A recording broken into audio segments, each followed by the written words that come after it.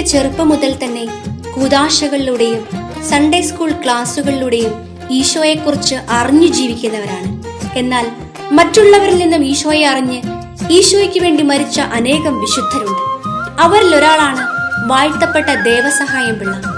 ജന്മം കൊണ്ട് ഹൈന്ദവനായിരുന്നു അദ്ദേഹം. മാർത്താണ്ഡവർമ്മയുടെ കൊട്ടാരത്തിലെ ഉന്നത ഉദ്യോഗസ്ഥനായിരുന്നു.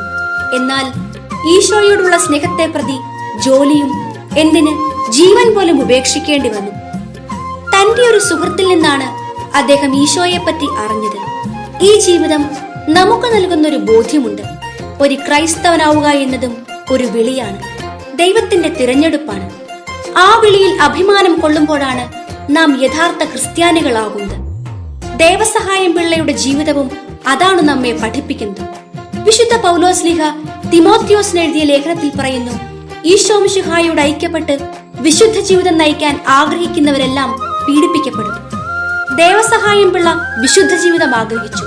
അദ്ദേഹം പീഡിപ്പിക്കപ്പെട്ട് ഈശോയുടെ രക്തസാക്ഷിയായി. നമ്മുടെ വിളിയും ഈശോയുടെ രക്തസാക്ഷ്യത്തിലേക്കാണ്. അതിന് ജീവൻ വെടിയണമെന്നൊന്നുമില്ല.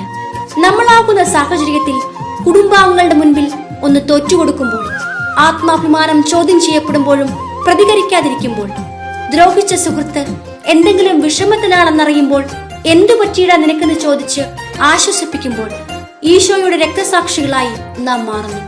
വാഴ്ത്തപ്പെട്ട ദേവസഹായം പിള്ളയുടെ മാധ്യസ്ഥം എല്ലാവർക്കും ഉണ്ടാകട്ടെ.